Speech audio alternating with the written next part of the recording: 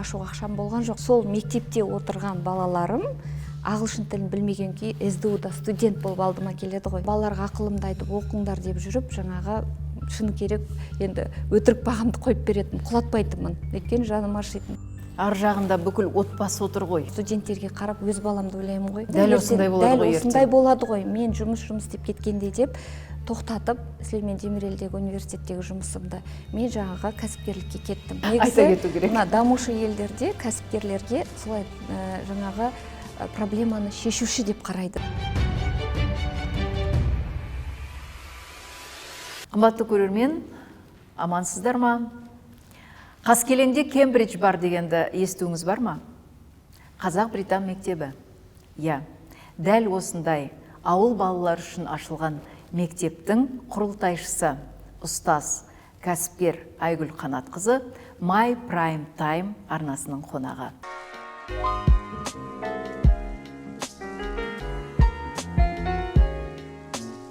Қош келдіңіз, Айгүл Қанатқызы. Сәлеметсіздер ме? Таныстығымыздың басын айта кетейін, әңгіменің ең алдында.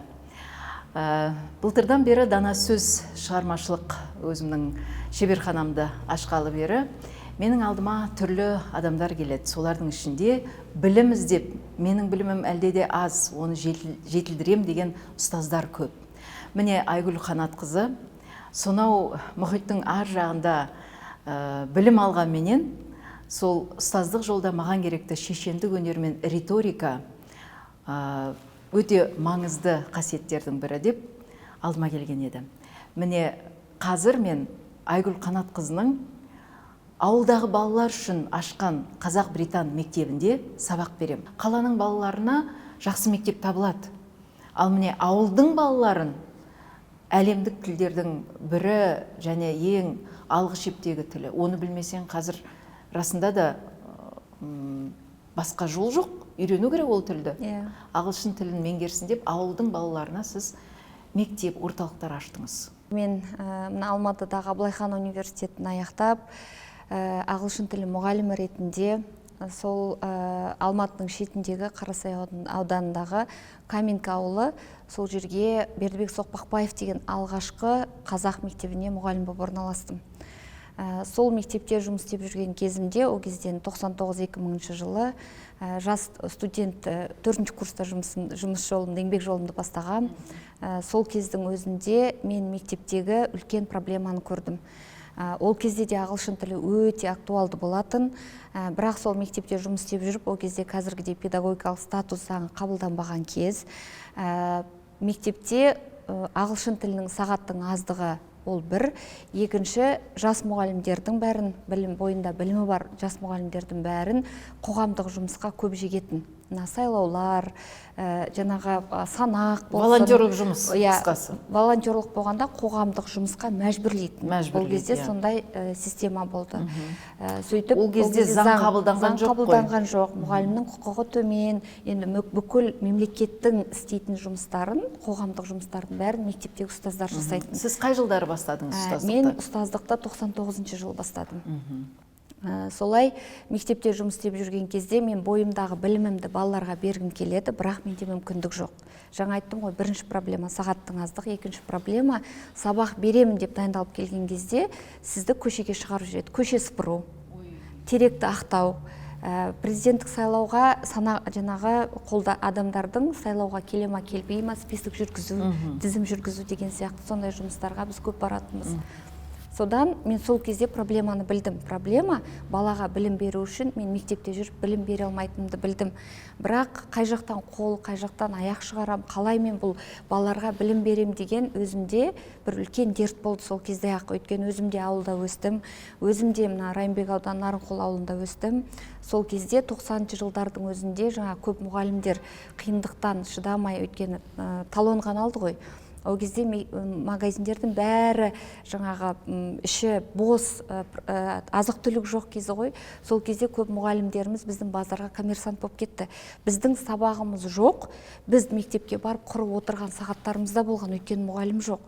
Біз сол аяқтағаннан кейін енді 99-ші жыл, ол 93-94-ші жыл емес қой. Десе де білімнің керектігін біліп, ағылшын тілінің маңыздығын сол кезде мен білдім.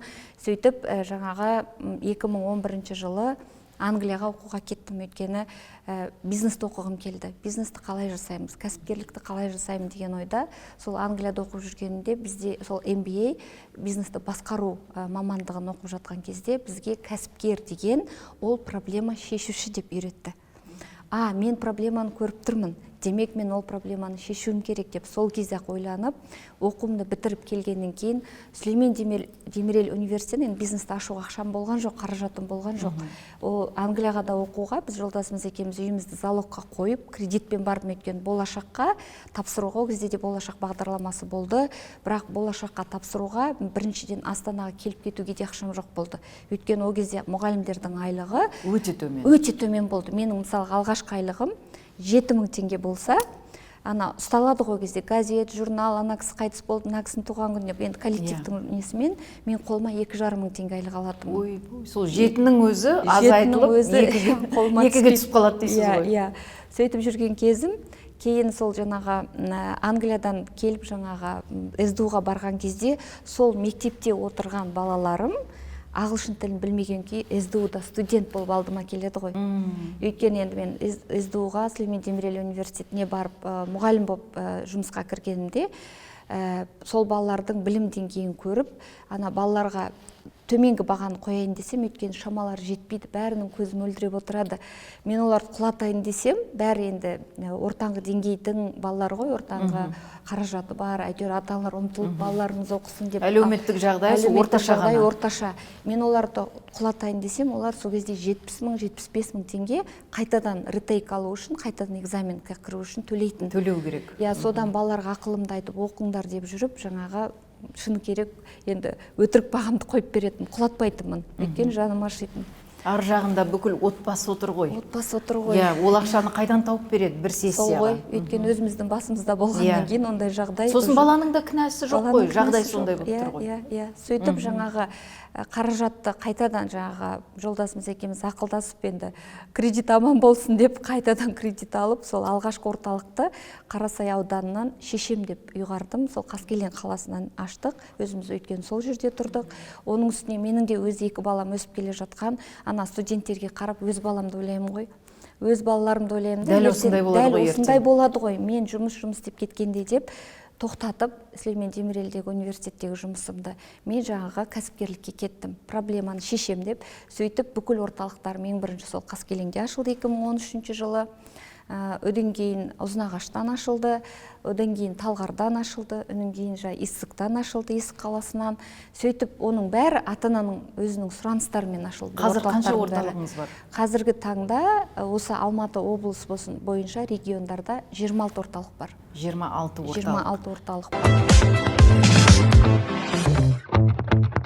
Дамушы елдерде кәсіпкерлерге солай жаңағы проблеманы шешуші деп қарайды да, ол кәсіпкерлерге мемлекет барынша көмектеседі.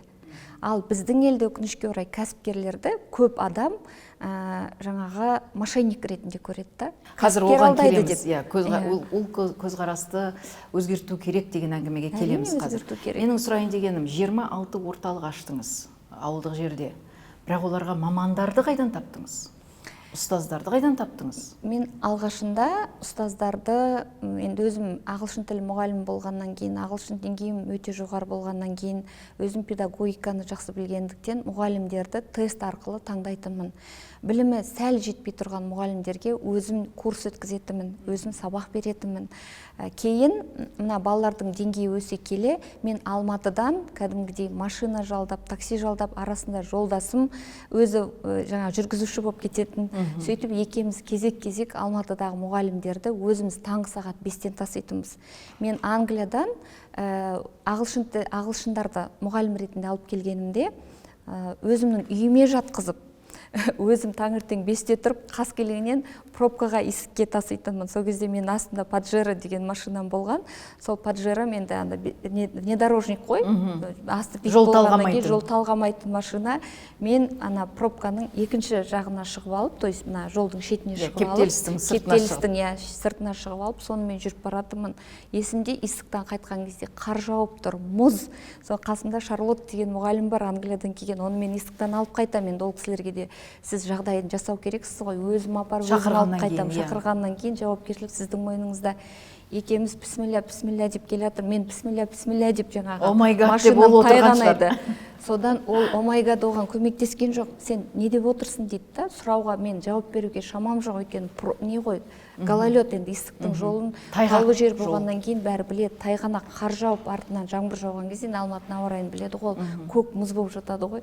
Сонда мен бисмилля деп келсем, ол да бисмилля деп отыр бір уақытта. Былай ұстанып алған.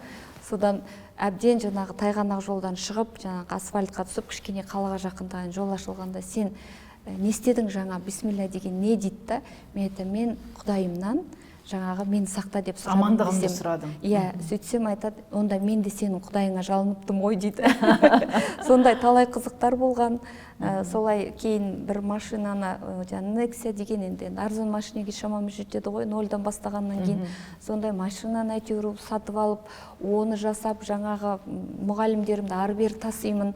Сіз 26 орталық ашқан кезде, мына есіктегі балалар сіздің орталыққа сабағына қанша төлейтін еді? Олардың да қалтасы көтеру керек еді ғой. Иә, ол кезде 15.000 теңге төлейтін. 2013-2014-15 жылдары біздің 15.000 теңге төлейтін, аптасына 3 рет 2 сағаттан, және біздің жаңағы шетелден келген мамандарымыз ол балалардың сөйлеу қабілетін дамыту үшін speaking club өткізетінбіз, оны тегін жасайтынбыз. Тілін шығару үшін, тілін жаттықтыру үшін. Өткен тіл үйренген кезде баланың сөйлеуі өте маңызды сол тілде. Өткен бала үйде сөйлемейді, мектепте сөйлемейді, орта басқа.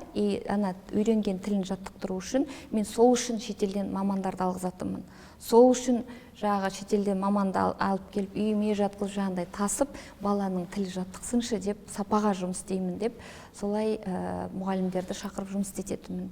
Енді мына жерде сіз айтып кеткен мәселеге оралайық. Мектеп ашамын, мен балаларға осындай орталық ашамын деп жергілікті жердегі билік өкілдеріне бір өтінішпен бардыңыз ба? Ол кісілерден бір көмек болды ма? Мен осындай кәсіпкер едім. Негізгі мамандығым ұстаз. Бірақ балалардың ағылшын тіліне деген құлшынысын арттыру үшін осындай орталықтар керек, маған көмек керек деп өтініш айтпадыңыз ба? Ондай барған жоқпын мемлекеттік органдарға. Өйткені менің түсінігімде жауапкершілікті адам алдыма. Енді біз бітеміз ғой, мына қоғам дейміз, ол қоғамға біз кәсіпкер проблема шешуші дейміз. Бірақ біз сол проблеманы көріп тұрып, ол проблеманы шешуге басқа біреуді жұмылдыру менің өзімнің түсінігімде дұрыс емес. Мен оны мойныма алдым, менің жауапкершілікке алдым, демек мен шешуім керек дедім. Енді мемлекет бізге не береді? Мемлекет бізге беретін беріп отыр ғой.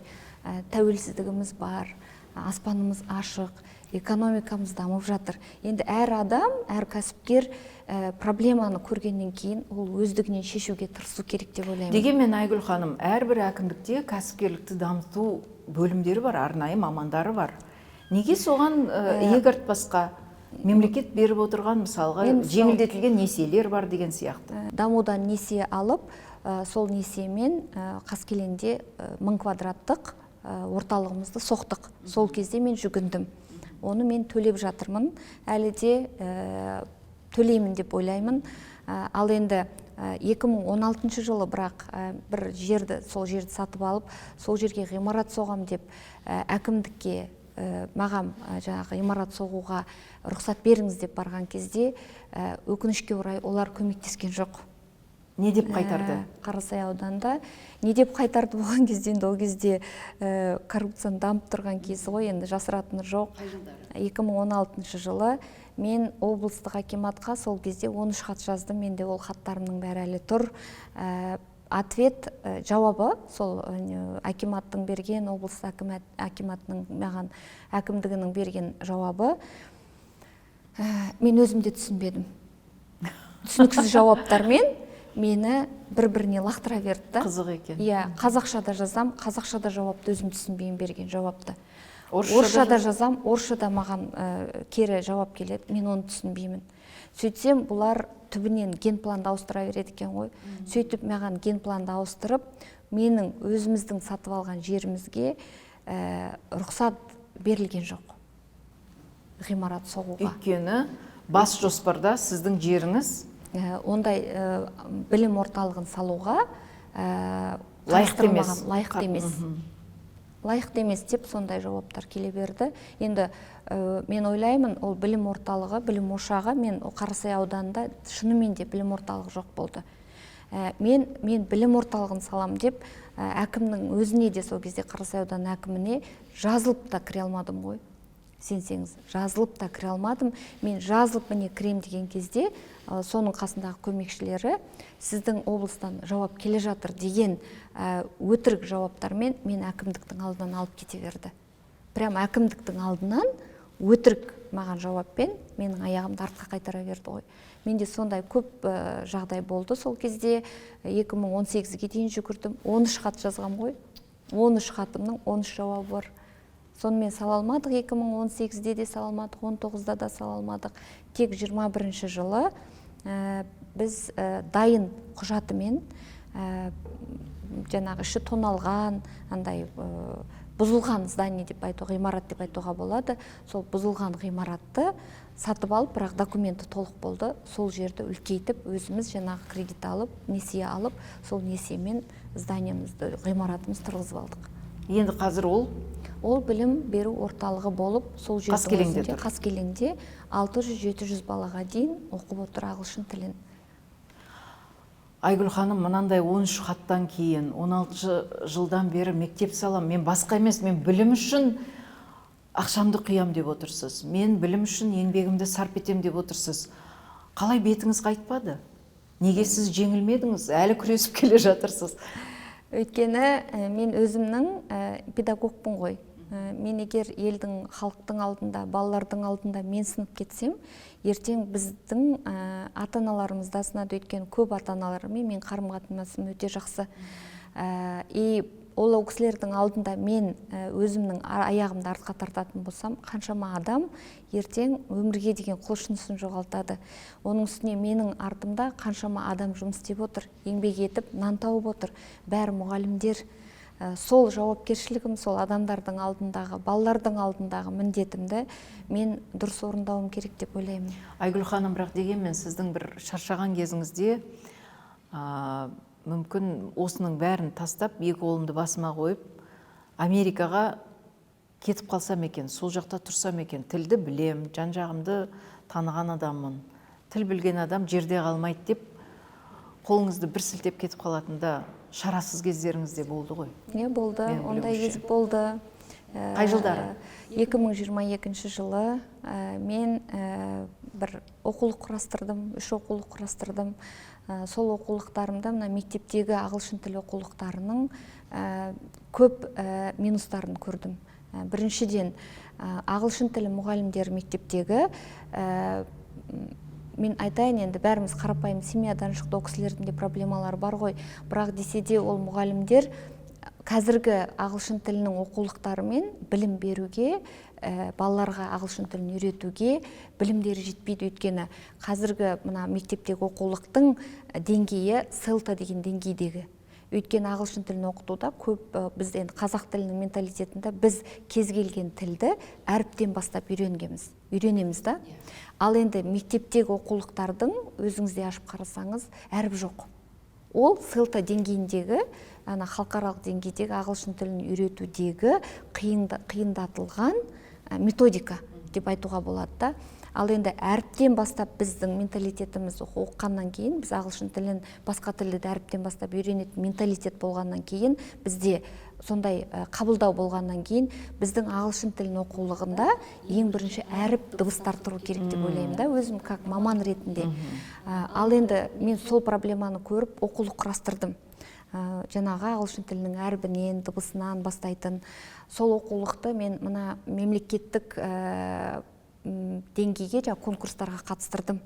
Жаңағы қатыстыра келе, ол оқулығымның конкурстан өтпеді. Әрине қателіктер табылды, өйткені енді кітап жазған адам, ол бірінші оқулықты шығара салғанда ол жерде де қате болады ғой. Сол қателікті түзеп жіберіп, қайтадан конкурсқа қатыстыруға болар еді. Бірақ мен кезіндегі мына жерге бір ғимарат сала алмағандығым, оқулығымның өтпей қалғаны конкурстан менің оның үстіне шаршадым мен. Сол кезде қатты шаршадым. Күйзелісте болдым. Сөйтіп аяғым артқа кетті да, мен бір Америкаға кеткім келді қатты. Өйткені менде балаларым өсті, сол балаларыма да білім беруім керек болды. Мен енді сол жаққа барып, біраз өмір сүріп көрейінші. Өзімнің енді жұмыстан қорықпаймын мен. Қара жұмыс болсын, қандай жұмыс болсын, енді ауылда өстік, ауылда таңның атысы, кештің батысы, сиырда саудық, картошкада ектік, картошканы да суғардық, түптедік деген сияқты. Енді оның қара жұмыстан еш уақытта қорыққан емес. Мысалы, Лондонда оқыған кезде де мен официантка болып жұмыс істедім. Ол жақта горничная болып жұмыс істедім.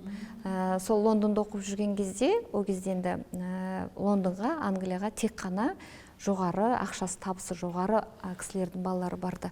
Маған сол кезде айтатын, вы единственная работающая казашка деп айтатын маған Лондонда жұмыс істеп жүргенімде. Сабақтан шыға салып, ана метроның ішінде эскалатормен жұмысыма үлгеру үшін жүгірем ғой. Ал қыздар, сол кездегі Англияда оқып жатқан маған бірге тамақ ішкісі келеді, өңкей жас қыздар ғой енді. Менімен отырып әңгімелескісі келеді, мамаларын сағынатын болу керек. Ол кезде менің жасым 32-де. Ана қыздар 22-де, 21 жастағы магистратура үлкен әпкесімін. Олар менімен көп сөйлескісі келеді, ал менің жұмысқа жүгірем. Өйткені мен бір күн жұмысқа бармай қалсам, менің о жақта квартирам бар, менің тамағым бар, ары-бері жүрісім бар. Өйткені метроның билетінің өзі өте қымбат болатын, ары-бері қозғалу үшін. Вот сондай жағдайда жүрген кезде менде шаршап бір күйзеліске түсіп кетем деген кезде бір ойландым да, артыма қарап, жолдасым айтты, сен бір кетсең келмейтініңді білемін. Америкаға? Америкаға, иә. Себебі, енді жолдасым 21 жыл біз бірге тұрғаннан кейін, ол кісі менің мінезімді жақсы біледі, менің шешімдерімді сыйлайды, менің шешімдерімді біледі, қолдайды, бірге шешім қабылдаймыз. Жолдасым айтты, сен бір кетсең келмейсің, кету оңай. Бірақ сен қиын жолды, итак осыдан қанша жыл бұрын таңдадың, ойлан. Халыққа қызмет деген ол өте жоғарғы бағаланды. Ертең балаларыңа не деп айтасың? Ертең еліңе қайтып келесің. Басқа елде сұлтан болғанша, өз еліңде ұлтан бол деп сол сөзді жолдасым қайталай берді. Сол кезде артыма қарап бір ойланып, ол кезде Меккеге де кетіп қалдым шыны керек. Өйткені білмеймін, сол кезде бір сондай менде күйзеліс болды. Өйткені кәсіпкер ретінде енді әртүрлі жағдай бар ғой, налогың бар деген сияқты, айлығың бар, қаншама адамға дейін жауапкершілігің бар. Бір моментте шаршадым. Шаршағансыз ғой. Иә, сол кезде жолдасым айтып, жақсы барып кел Америкаға, оқып кел, біліміңді алып кел, бірақ ұзақ уақытқа емес, көр, ойлан деді. Америкаға барған кезде о жақта бизнесқа ашу оңай, ақша табу оңай, бірақ қара жұмыс істесең, мысалы Алматыда қара жұмыспен бір 150 мың, 200 мың тапсаң, сен о жақта қара жұмыспен 4 мың, 5 мың долларға дейін таба алатын мүмкіндік бар екен Америкада. Официант болып жұмыс істесең де кәдімгідей ақша табады, тіл білесің. Бірақ қайтадан ана Лондонда қиналыстарым, о жақта жүрген кезде көз алдыма елестейді. О жаққа барып та қайтадан нольдан бастау керексің. И жаңа жолдасымның сөзі бар. Артыма қарасам, шынымен де мен ауылдық балаларға деп өзім миссиямды қойғаннан кейін, мен миссиядан таю маған шынымен де күнә болып көрінді. Меккеге барып келгеннен кейін енді мен мектеп ашам дедім ол кезде. Мен мектеп ашсам, мен қаламын. Бірақ мектеп ашудың да енді жаңа мемлекеттік органдармен қиындықтарды мен көрдім ғой. Сол кезде жаңа Меккеде мен Құдайдан тіледім, маған осы 2 жолдың біреуін таңдауға көмектесші. Мен қай жолды таңдауым керек деген кезде, жаңа Меккеден келсем, біреуге өтірік, біреуге шын, Америкаға кетуге мүлдем ниетім жоқ болды ғой. Мүлдем ниетім жоқ. Суып қалғансыз. Суып қалдым ол ойыма. Содан кейін не болса да мен осы ауылдық балаларды білімін көтеру деген миссиямды ары қарай жалғастырам деп, қандай мектеп ашам деп жаңағы ойландым көп. Сол кезде енді халықаралық мектеп, өйткені біз Қазақстан жер шарында бірақ мемлекет емес та. Қарап тұрсаңыз, қазір көп жаңалық бізге батыстан келіп жатыр. Қазір ағылшын тілі, білімнің, ғылымның, жетістіктің тілі болып жатыр. Көзі болып жатыр. Демек, біздің ауылдың балаларын өзім мысалға мына CSFOU деген орталықтарымызға біз флайер таратамыз. Жылда агитация жүргіземіз, мектептерге бар, балалармен сөйлесеміз, олардың мына білімге деген құштарлығын оятамыз жылда. И біз сол мектептерге барып флайер таратамыз да, мысалға 1000 флайер таратсақ, 1000 флайердан 10 бала келеді. Жарнамадан. Иә, флайер таратқаннан 1000 флайердан өзіміз статистика жүргіздік, 10 бала келеді. Сенесіз ба? Қалған балалар бізге ағылшын тілін оқуға келмейді, себебі көбінің жағдайы жоқ. төлей алмайды. Жаңағы қазір енді бізде ағылшын тілі 20 мың теңге, сол 20 мың 22 мыңды төлей алмайтын ата-аналар өте көп региондарда. И сол мектепті ашатын кезде мен соны ойладым.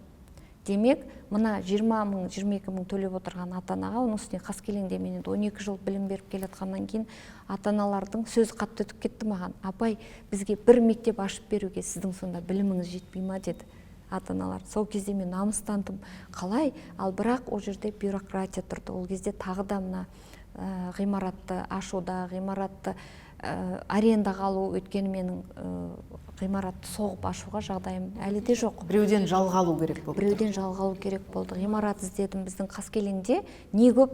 Тойхана көп. Не көп? Алматы облысында автомойка көп. Одан арғы аспайды. Енді мен сабақ беріп сізге келіп жүрген мектеп бұрынғы тойхана ма сонда? Жоқ, оны торговый центр қып салған ғой. Сауда орталығы. Сауда орталығы қып салған. Бәсе, анау дәліздерінің бәрі кең, жақсы ғой, бірақ сіз бөліп соны класстарға айналдырғансыз. Класстарға айналдырып, оның ішін дизайнын бүкіл өзім сызып, ойластырып, ішіндегі, өйткені мектепті ашатын кезде мен Америкаға барып, Нью-Йорктағы 8 мектепті араладым. Өйткені мен халықаралық мектеп ашам деген кезде, мына біздің тереземіз тең болу үшін батыспен білім, адамды адам теңейтін білім ғана ғой, адам адаммен, біліммен ғана жарыса алады. Дүниемен емес, басқамен емес. И мен сол Америкадағы Нью-Йоркта 8 мектепті араладым, Сеул қаласындағы 8 мектепті араладым, оңтүстік Кореядағы, Англиядағы мектептерді араладым. Сөйтіп келіп бәрін жинақтап келген кезде менің миыма қандай мектеп ашам, халықаралық болған кезде ол қандай мектеп болу керек деп жаңағы мен Кембридж программасын таңдадым. Кембридж бағдарламасын, британдық жүйені таңдадым. Себебі Англияда енді өзім оқыдым ғой. Менің сол кездегі оқыған білімім, енді педагогты кәсіпкер қылып бір жылдың ішінде шығарып тұр ғой. Англияда мені мысалға, И сол кәсіпкерліктің бір жылғы берген білімін әлі міне дамытып келе жатырмын. Сол білімнің арқасында алған міне 12 жыл бизнесте келе жатырмын деген тұжырымдамам болды да, значит, балаға білімнің түбі, ағылшын тілінің түбі, ағылшын Англия ғой, Ұлыбритания. Сондықтан да мен сол жүйені алдыңыз. Сол жүйені алдым. Енді ол жүйені кіргізуде қазір маған оңай болып жатқан жоқ, өйткені периферия болғаннан кейін Қарасай ауданының халқы қазір мына урбанизация деп бүкіл халық ауылдағы қалаға көшіп жатыр ғой, қаланың шетіне жұмыс бар деп, үй бар деп. И қазақтар, көбіміздің қазақтарымыз ауылдан көшіп келген, жаңаға кредит алып, үй салып жатыр. Квартирада тұратыны бар. И мектептің қаражатын, жаңа Кембридж мектебінің өзінің кіруі, ол Кембридж программасымен жұмыс істеудің өзі аз ақша емес. Өйткені Кембриджға төлейтін ақшаңыз бар. Мысалға CIS аккредитация деген мектептерді аккредитация жасайтын ұйым бар. Сіз ол ұйымға бірінші заявка тастаған кезде, өтінім тастаған кезде, өтініш тастаған кезде, олардың ең бірінші сұрағы, сіз қаншалықты қаржылай тұрақтысыз. Қазір төлеп тұрсыз, ертең қалай болады деп. Ертең қалай болады. Қаржылай тұрақтысыз, сіз бізге, сіздің кей кезде олар банктағы счетыңызды сұрайды, қанша ақшаңыз бар. Оқуға түскенде де сондай ғой. Сондықтан да мен жаңағы международный мектеп, халықаралық мектеп болу үшін мен қазіргі таңда біздің Қарасай ауданының дағы тұратын Қаскелең қаласындағы халықтың қаражаты жетпей жатыр ол мектепті, Кембриджді бірден кіргізіп жіберуге. Мен біртіндеп соған келе жатырмын. Неге Кембридж деген кезде ол мектеп Кембридж бағдарламасының мысалға бір сөзді жазатын болса, элементарын I go to school.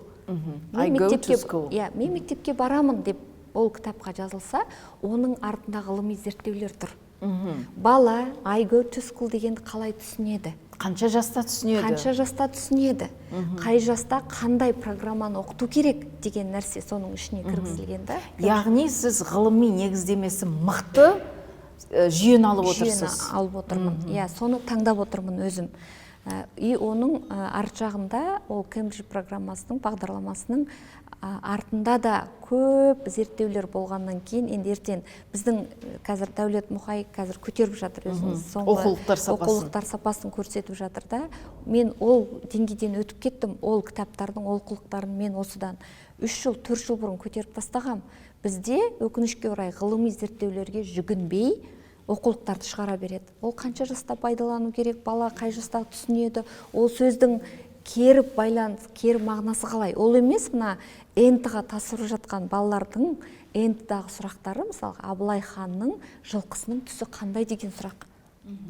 Ал енді ол 11 класты бітіріп жатқан, университетке оқимын деп жатқан баланың миына, то есть критическое мышление дейді ғой, сыни санаға Абылай ханның жылқысының түсі қандай әсер етеді? Жалпы. Ол баланың сол қазіргі заманға сай жаңағы миын дамыту үшін, ойлау жүйесін дамыту үшін, өзгерту үшін ол сұрақтың қаншалықты маңыздылығы бар. Көрдіңіз ба, ол жерде ешқандай ғылыми зерттеу жоқ. Сұрақты қоя салды, дұрыс жауабы қоңыр болуы мүмкін, қара болуы мүмкін. Ол сұраққа жауап бере алмай, ертең ұпай жинай алмай, тағы да я грантқа түсе алмайды, я мүлдем оқуға түсе алмай қалуы мүмкін. Грантқа түсіп отырған баланың өзі оқи алмай жатқан менің таныстарым бар. Ертең ол бір баланың тағдыры, бір отбасының тағдыры, ал қойылып отырған сұрақ өмірлік маңыздылығы бар сұрақ емес. Маңыздылығы баланы ойландыратын сұрақ емес. И оқулықтарда да сондай жаттығулар бар ғой. Олай болса, сіздің қолыңыздан шыққан кітаптың бірі «Абайлаңыз ағылшынша» деген. Ағылшын тілі. Абайлаңыз ағылшын тілі деп аталады.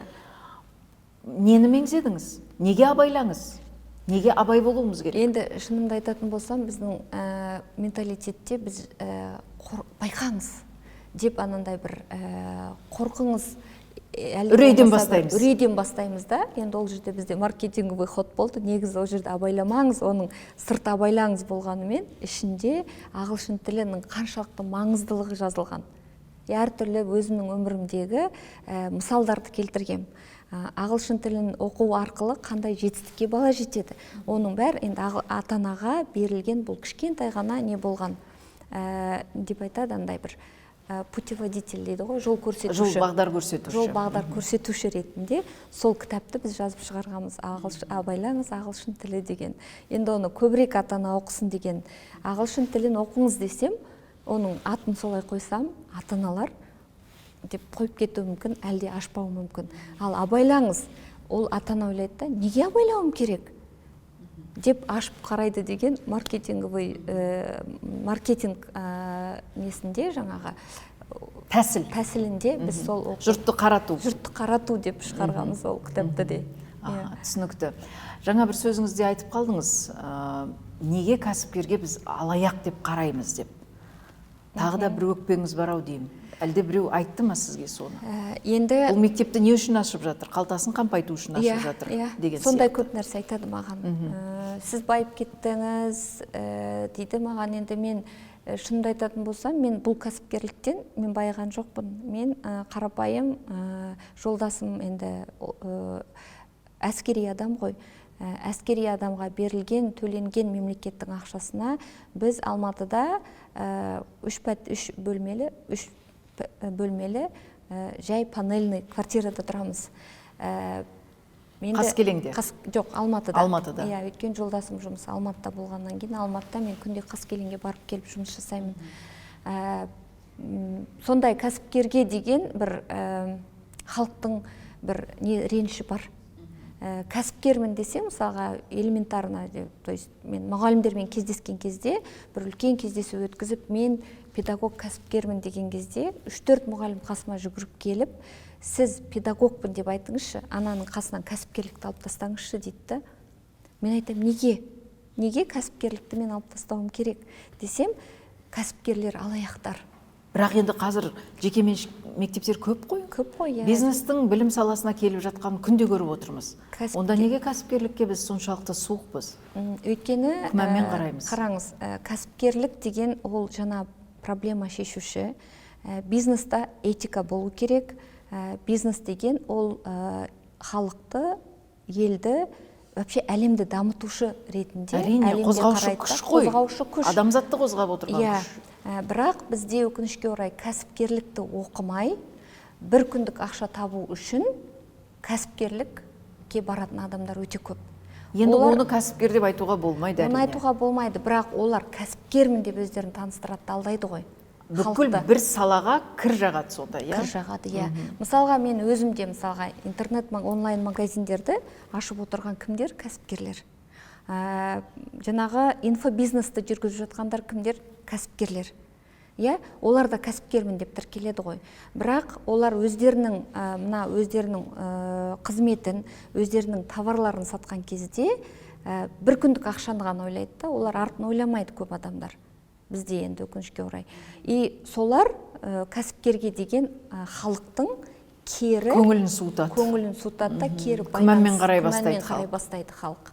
Ал бірақ негізі кәсіпкерлікті бастау үшін ең бірінші адам ойлану керек. Біз ойланбай кіріп кетеді да, сен кәсіпкер болсаң мұнша ақша табасың, кіріп кетеді. Сен кәсіпкер болсаң мынандай табасың. Иә, әрине кәсіпкерлік деген ол адамды кей кезде біз кәсіпті бастап кеткеннен кейін сізге даже ана кәсіптен түсетін пайдаңыз маңызды емес. Мен өзім енді біреу ойлайтын шығар, өзі мынау ақша санамайтын кәсіпкер деп ойлайтын шығар, менің пайдам маңызды емес. Дегенмен сіз табысқа шыққан шығарсыз. Келгеніңізге, бұл кәсіпкерлік жолға түскеніңізге қанша жыл болды? 12 жыл. 12 жыл. Дегенмен бір табысты жылдар болған шығар. Табыс болса, менде табыс болса, мен балаларға мүмкіндік жасауға тырысамын. Мысалы, арендаға біз ғимаратты аламыз ғой. Жалға аламыз. Жалға алған ғимараттың балаларға беретін біздің условия жағдайымыз нашар болуы мүмкін. Мысалға 150 квадратты біз аламыз, ол квадратқа біз көп аренда төлейміз. Бізге аренда беріп отырған кісі 150 квадратқа 500 мың дейді. Мысалға, ал 150 квадраттың енді кәсіпкер ретінде сынайсыз ғой, мен ол жерден қанша ақша шығара аламын. Оның ішіне мұғалімнің айлығы кіреді, арендаңызды кіресіз, коммунальный услугаларды кіргізесіз.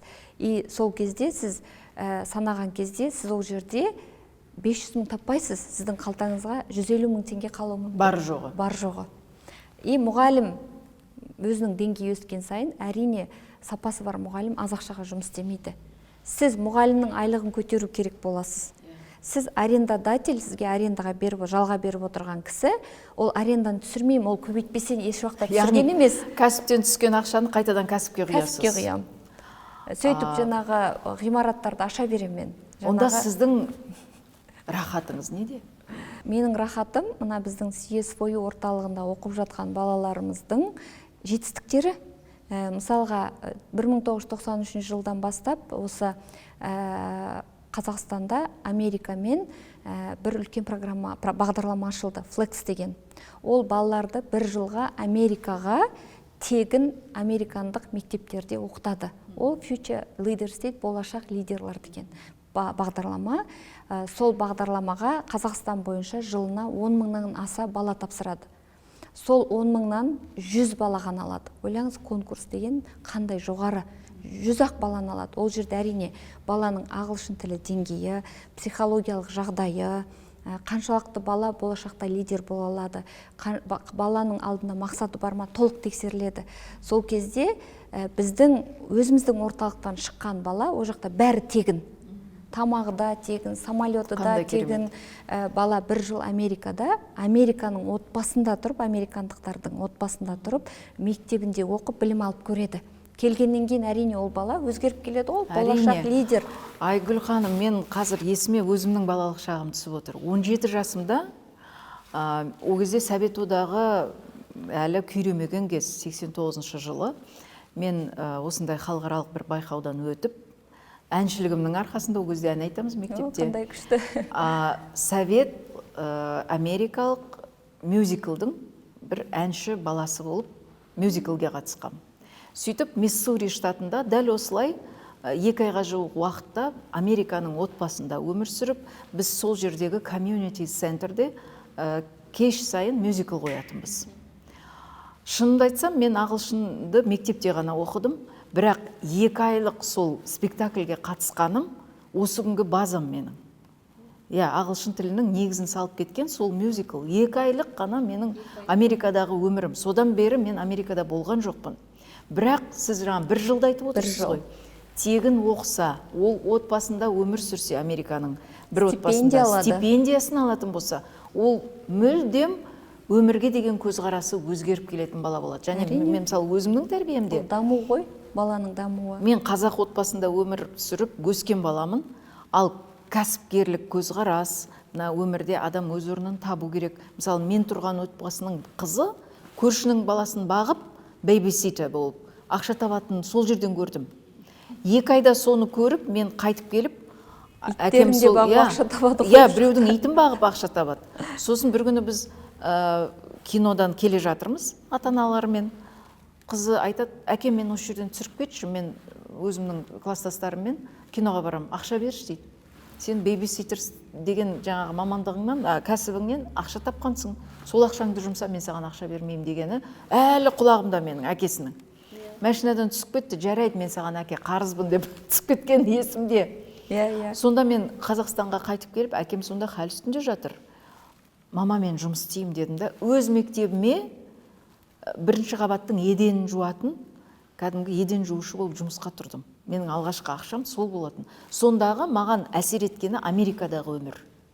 Мен еңбектенуім керек, өз ақшам өзімде болуым керек деген. Сондықтан сіздің жасап жатқаныңыз, сіз балаларды ертең жатып ішер болмасын.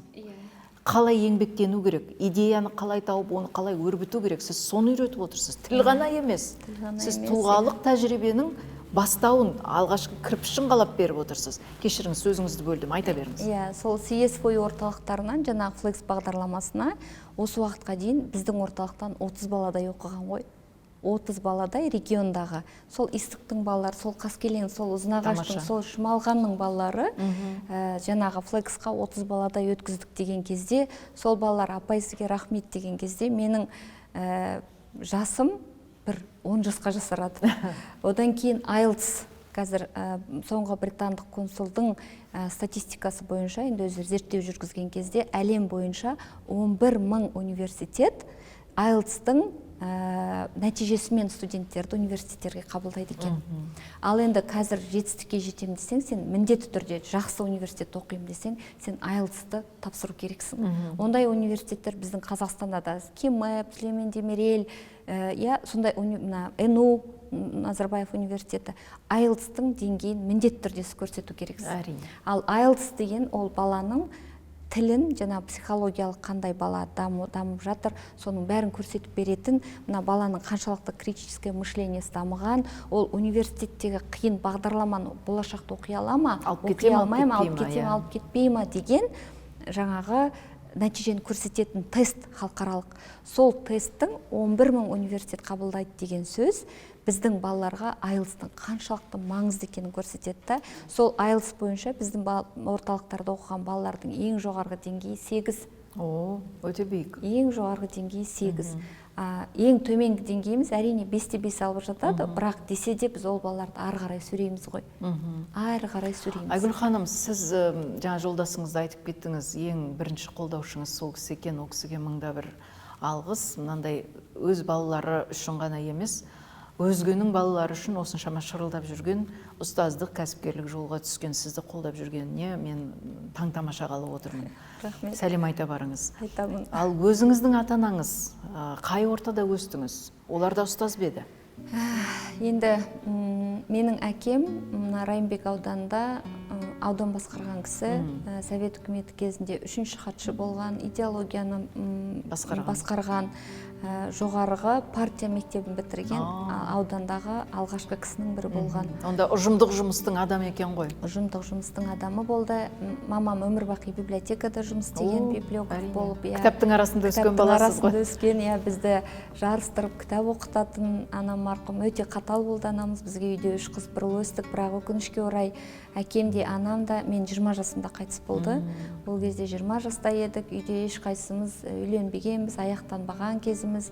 Бірақ десе де сол кездегі, мына бала кезіміздегі әке-шешеміздің біздің бойымызға, миымызға құйып кеткен дәндері деп ойлаймын. Ол енді ата-ана маңызды бұл жерде. Өзімнің өмірбаянымнан, өзімнің өмір жолымнан айта аламын. Ата-ана балаға айта беру керек екен. Бізде ата-анам тектілік туралы көп айтатын, ата-анам адалдық туралы көп айтатын. Ала жұбаттамаңдар, ешкімді алдамаңдар, алдарыңнан арттарың таза болсын, кішіпейіл болыңдар, амандасып жүріңдер. көз көрген деген нәрсені мен мысалға анамнан көп еститінмін. Сол сөздерінің бәрі енді бала кезімізде миымызға құйғаннан кейін біз өскен сайын ол өсе береді ғой. Әрине. Дәнді сіз ексеңіз, ол дән суара беру керек, суара беру керек. береді екен да. Сол сияқты әкемнің, анамның бізге берген, маған берген тәрбиесі, сен ешкімнен қорықпайсың, сен алдыға жүре бер, сенің мына үйге келген кезде далада жаңбыр жауып тұрса да, үйге сен күліп кірсең, үйде күн жарқырап тұрады. Ал егер далада күн шығып тұрып, сен қабағыңды жыртып кірсең, үйде жаңбыр жауып тұрады деп анам марқұм жиі айтатын. Сол кезде мен ойлайтын, неге олай деп. Сонан кейін енді күйеуге шықтым деген сияқты. Ата-анам қайтыс болғаннан кейін бауырларымның арасында да маған өте позитивный, өте басқа көзқараспен қарап жүруіме өмірге тура келді. Өйткені біз кез келген моментте төртеумізде төрт жаққа кетіп, сынып кететін моменттер өмірде көп болды. Өйткені бізге қолдаушымыз да болған жоқ, қорғаушымыз да болған жоқ, былай айтқанда. Бірақ десе де сол әкеміздің, анамыздың берген тәрбиесімен біз осы халге жеттік деп ойлаймын. Айгүл Қанатқызы, қазір орталығыңызда, мектебіңізде қанша бала оқып жатыр, білім алып жатыр? Қазіргі таңда біздің орталығымызда балалардың саны, мектепте 300 баламыз оқып жатыр. Орталықтарымызда, барлық орталықты санаған кезде 4000 бала оқып жатыр. 4000 бала. 4000 бала. 4300 балаға анасыз сіз қазір. Оның ар жағында қаншама отбасының үміті бар? 300 жұмыскеріміз бар. 300 жұмыскер бар. Мектепте 60 мұғаліміміз бар. 360 адам жұмыс беріп отырсыз. Қамтып отырмыз. Енді жаңа кәсіпкерлікке қайтадан оралатын болсақ, мен енді мына ғимаратты ашқан кезде, осы орталықтарды соққан кезде көп кәсіпкерлермен жолымыз түйісті ғой. Сол кезде менің оққаным неге кәсіпкерлікті жек көреді деген кезде көп кәсіпкерлер алуды біледі екен да, беруді білмейді екен. Мына айлыққа келген кезде көбі айлыққа қысып қалуға тарылып қалады да, бергісі келмейді ақшаны. Сөйтіп көп адамның еңбегінің желінгенін көрдім мен. Көп еңбек ақының берілмегенін көрдім. Соның бәрі кәсіпкер да. Әрине мен әркімге ақыл айта алмаймын. Менің ондай жаңағы кәсіпкерге жол көрсетуші деп айтайын десем, менің өзімнің жолымда шынымен де қиын да. Маған мысалға бір программаға мен осы жазылып, мен сол кәсіпкерлікті тағы да жаңартайыншы десем, сіздің жылдық доходыңыз қанша деді, жылдық кірісіңіз қанша деп сұрайды да маған. Мен айтам, мен жылдық кірісімді санамаптым. Маған бірінші адамның алдында ақысын жемеу, бірінші жолда тұрады, ақы жемей уақытында төлеу. Өйткені өзімнің де балаларымның тамағы, өзімде жалданып кезінде жұмыс істедім. Сол кезде біз енді, ол кезде де біреудің қолына қараймыз ғой. Сол маңыздылығы кәсіпкерлерге айтарым, уақытында ақыны беру керек. Ақысын жемеу керек. Ақысын жемеу, өйткені енді бәріміз Құраннан жоғары емеспіз ғой. Құранда да жазылғанда, кез келген адамның еңбек ақысын маңдай тері кеппей тұрып төле деп Құранда сол сөз бар. Ал енді біз маңдай тер кеуіп кеткен деген сөз, ол созып берме деген ғой. Маңдай тер кеуу. Көрдіңіз, соның өзі ақы жеме, уақытында төле дегенді меңзейді да. Сондықтан да қорқу керек та, Құдайдан қорқу керек. Абай атамыздың сөзі бар ғой, Құдайдан қорқ, пенденен ұял депші. Білім балаңа білім бер, малаяма. Шынымен де білімді адам кәсіпкерлікті бастаймын дейсіз ба? Кәсіпкерлік деген не екен бірінші өзіңе сұрақ қойып көр. Қанша әлемде сен біреуді алдайсың ба? Мен өзім өмірімде көргенім, біреуді алдайсың ба? Сен алдайды екен. Біреудің ақысын жейсің ба? Сенің ақың аяқтан шығын болып кетеді екен. Мысалға біреудің алғысы үшін істейсің ба? Сен алғысты көбірек жинасаң, алғыс арқылы білім саласында жүргенім, маған Алла тағала 500 мың теңге пайда беріп қойса, менің 500 мыңым 5 миллион сияқты берекесі бар. Ал 5 миллион тапқан кейбір бизнестарда білемін, кәсіпкерлерде, оның 500 мың теңгелік құны жоқ, несі жоқ, берекесі жоқ. Өйткені бәрібір біз мына өмірде адам болып жаратылғаннан кейін, адамды малдан не айырады? Адамды адамгершілік, сана, білім. Осы үш нәрсені ұстансақ деймін да кәсіпкерлерге. Сол кезде мүмкін бізге кәсіпкерлерге деген халықтың көзқарасы өзгерер. сол сияқты мысалға менің де мектеп мысалға шетімнен сырттан естіп жатам кісілердің сөздерін. Айгүл қалай мектепті Кембридж мектебін қаскелеңнен ашып отыр. Иә. Пайдасы жоқ оның. Қалай мына мектепті ары қарай алып кетейін деп отыр деп сыртымнан сынап отырған кісілер өте көп менде. Бірақ мен бірінші пайданы есептеймін, мен бірінші не берем деп есептеймін да. Маған қалтама 200 мың теңге берсе де, мейлі бір 10 мың теңге қалтама келсе де, сол 10 мың теңге алғыспен келгенін қалаймын өзім. Алғыспен жаңағы адам шынымен де көңілі толып алып келсе сол ақшаны, мен сол кезде сол ақшаның маған сіңімі көп та, соның берекесі. Ісі сауапты болады. Ісі сауапты, иә.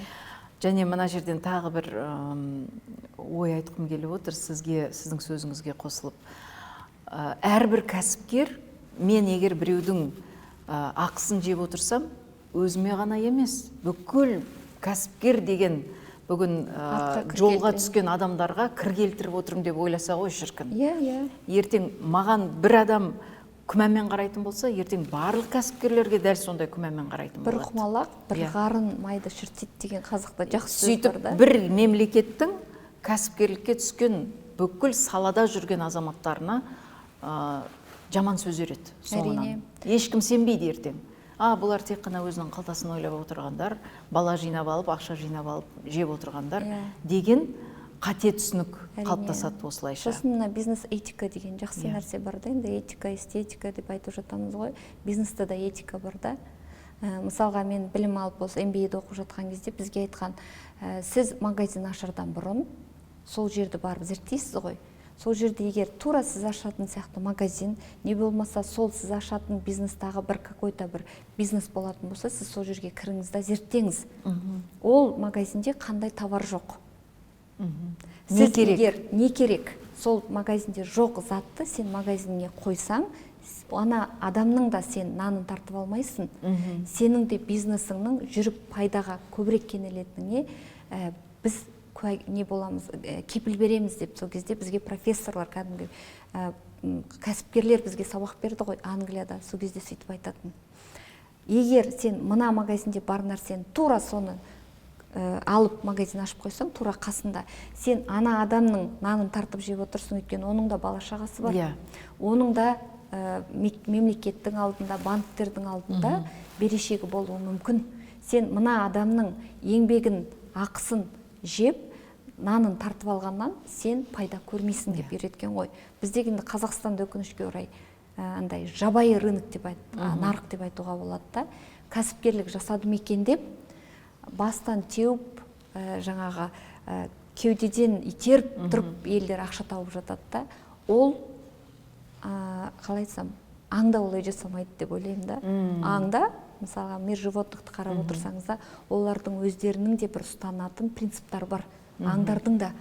И адамдар адам болғаннан кейін, сана мен білім және адамгершілік болғаннан кейін кәсіп жасар кезде кез келген адам ойлану керек та. Сондықтан да ғой қазіргі заман жалпы кәсіпкерлік санасы бар адам идеялар жарысына түседі. Идеялар жәрмеңкесіне түседі. Идеяң басқалдан ерекше болып тұратын болса.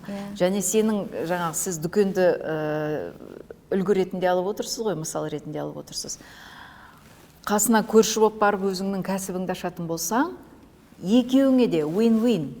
Екеуің де жеңіске жететіндей, екеуіңе де пайда алып келетіндей шарттасуыңыз керек.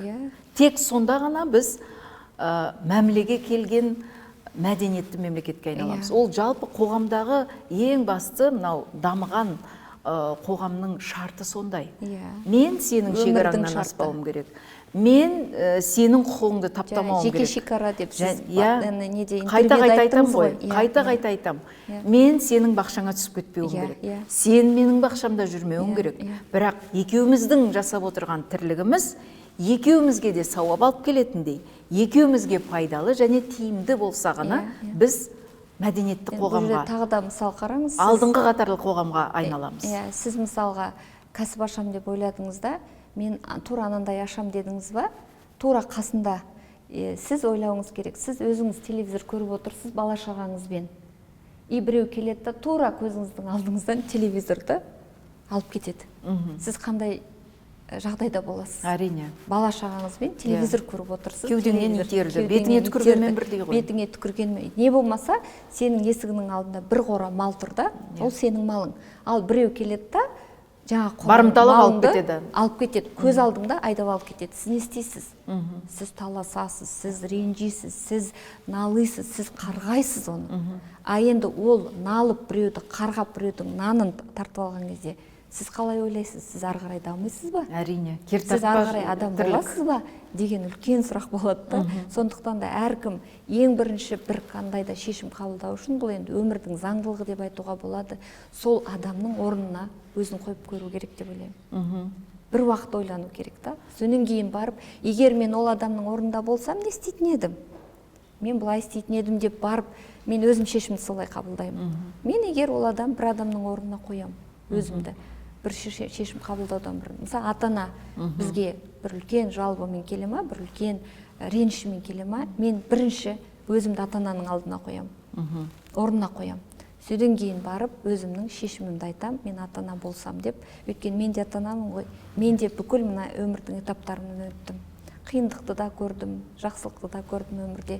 Сөйтіп келген кезде мен орнына осылай қойып шешім қабылдай алам деп ойлаймын. Айгүл ханым, менің білуімше жақында сіз тағы да бір үлкен жобаға аяқ бастыңыз, және соны қазір жарнамалап мұғалімдерді, балаларды жұмылдырмақшысыз. Ол қандай жоба? Кәсіпкерлікпен айналысып жатқан кез келген жүрегінде иманы бар адам қайырымдылықпен де айналысады да, қайырымдылығы да бар, өйткені өмірден алдың өмірге бер деген нәрсе бар. Ал енді менде сол кәсіпкерлердің ішінде болғаннан кейін біздің орталықтарда жылына 100-ге дейін балалар тегін оқиды. Ол жерде жаңағы жағдайы төмен отбасылардың балалары. Біз енді флайерді тарату арқылы, жаңағы мектептерге агитация жүргізу арқылы біздің түсінгеніміз көп ата-ананың жағдайы жоқ. Әсіресе биылғы жылы региондар болғаннан кейін мына ортаңғы деңгейдегі ата-аналардың үйінде 3-4 бала болатын болса, балаларына ағылшын тілін элементарно жағдайы жетіп, жаңағы 15-20 мың теңгесін төлеп оқытатын ата-аналардың саны өте аз. Не болмаса, олар білімге деген приоритетті қоя білмейді. Басты орында емес, білім басты орында емес. Өйткені олар жаңағы пирамида Маслоудың ең соңғы деңгейінде жүр деп айтуға болады да. Яғни алғашқы қажеттіліктерін ғана өтеп отырған адамдар. Бала оқығысы келеді, бірақ ата-анасының қаражатына қарайды. Жомарт көңілді жоқшылық байлайды деген осы. Иә, сол ғой. Сол себепті біз жаңағы ойлана келе командамызбен орындарды санасақ, біздің 26 орталықта жылына 5000 баланы біз тағы да плюс оқыталады екенбіз. Тегін оқыталады екенбіз. Бірақ мен ол 5000 баланы жалғыз өзім тегін оқытуға шамам жетпейді. Әрине. Сол себепті қазір біз сол балаға білімнің жетістіктің кілтін бер, кілті сіздің қолыңызда деген лозунгпен меценаттар іздеп отырмыз. 5000 балаға, енді бір кәсіпкер мүмкін 100 балаға бере алады. Бір баланың бір жылға ағылшын тілі оқуы 300 мың теңге біздің орталықта. Сол мүмкін сол 300 мың теңгеден, может 3000 10 баланың грантын ақша бөле алады. Өйткені біз 21 жылдан бастап білім күш деген қоғамдық қордың аясында мұғалімдерді өзіміздің қаражатқа Дубайға да оқуға бардық, Англияға да оқуға бардық. Біз сөйтіп мұғалімдерді дамытамыз деп, сол арқылы мына мектептегі ағылшын тілінің деңгейін көтереміз деп қате ойлаптық. Онымен біз бүкіл энергиямыз, бүкіл қаражатымыз соған жұмсап қойған екенбіз. Ол ақшаның орнына бізде жаңағы 10 баланы оқытсақ деймін да, бірақ сөйтіп ойлағанбыз. Енді қазір уже соның бәрін қорытындылай келе, біз қазір біздің орталықтарға меценат іздеп отырмыз. Егер біздің енді қазақта өкінішке орай қайырымдылық деген не деген кезде, бала қатты ауырып қалған кезде халық ақша жинап жатады. Біреу өртеніп кетіпті, біреу бір кісі қайтыс болып кетті, балалар далада қалыпты деп ген кезде ғана біз әрине енді қаражат бөліп, өзім де ондай қайырымдылыққа көп ақша беремін. Бірақ ана баланы оқыту керек, білімге итеру керек, жаңағы ортаңғы деңгейдегі балаларды. Соңғы мына Шерзат деген баланың жағдайына қарасақ, мына сол баланы өлтірген балалардың бәрі 24-25 жастағы жігіттер, ағалары деп айтуға болады. Ол балалар неге ондай қадамға барды, сұмдыққа барды? Өйткені алдарында мақсат жоқ, не білім жоқ, не тәрбие жоқ, не миссияларын білмейді. Не дейді анау, еріккеннің ісі болып тұр ғой. Түнімен ұйықтамайды қазір жастар, қыдырады, өйткені ертесі күні олар жұмысқа орналасқан, жұмыстары жоқ тұрақты. Мақсат жоқ. Мақсат жоқ. Сондықтан да біз егер осы балаларға 5000 балаға жылына жаңағы жетістіктің, білімнің кілтін берсек, ол бала кілт ұстағаннан кейін жаңағы есікті көбі ашады деп ойлаймын. Көбі ашып, ары қарай дамып, біз жылына 5000 бала болса да, мына қоғам балаларды дамытамыз. Балаларға жаңағы 11000 әлем бойынша университеттерге түсуге мүмкіндік береміз. Именно әсіресе мына орта деңгейдегі отбасыларына деп ойлаймын. Айгүл ханым, бұл керемет миссия. Менің сіздің айтып отырған сөзіңізден Ыбырай Алтынсариннің ашқан мектебінің қиындықтары көз алдыма келеді. Енді кезінде Ыбырай Алтынсарин атамыздың мектептерінде осындай меценаттар ашқан ғой. Ыбырай Алтынсарин атамыздың мектебіне алғашқы мектеп ашқан екен. 14 қана бала келген. Сонда мектепке келген балалардың көбісі, сіз айтпақшы, меценат, сол кездегі бай манаптардың балалары болған. Айгүл ханымның айтып отырғаны 5000 балаға білімнің кілтін беріп, мынау жақсы жолға түс, көркем өмірдің жолына түс дейтін 500 меценат Қазақстанда табылмайды дегенге мен сенгім келмейді. Егер дәл солай болатын болса, біз қандай қоғамда өмір сүріп жатырмыз деген сұрақ келеді ойға. Сондықтан Айгүл Қанатқызының осындай өте биік миссияға жұмылайық, қазақ халқы деп отырған ұранына, үндеуіне мен де қосыламын. Біздің асар болып көтеретін жүгіміз тек қана игілікті іске көтерген жүк болу керек. Осындай іске жұмылайық, қадірлі қазақ елі. Мен сөзімді Абай атамыздың сөзімен қорытындылағым келіп тұр. Бала дүниеге 2 мінезбен туады дейді. Біреу ішсем, жесем, екіншісі көрсем, білсем, дамысам деп. Сол дамимын, көрсем, білем деген балалар өте көп бізде қазақта, өте көп.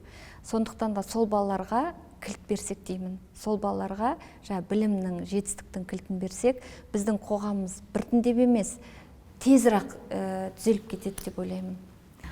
Айгүл Қанатқызы кәсіпкер және ең бастысы білім саласындағы ұстаз деген атқа нағыз лайық азамат бүгін My Prime Time Дана Нұржігіттің арнасының қонағы болды. Арнама жазылыңыздар.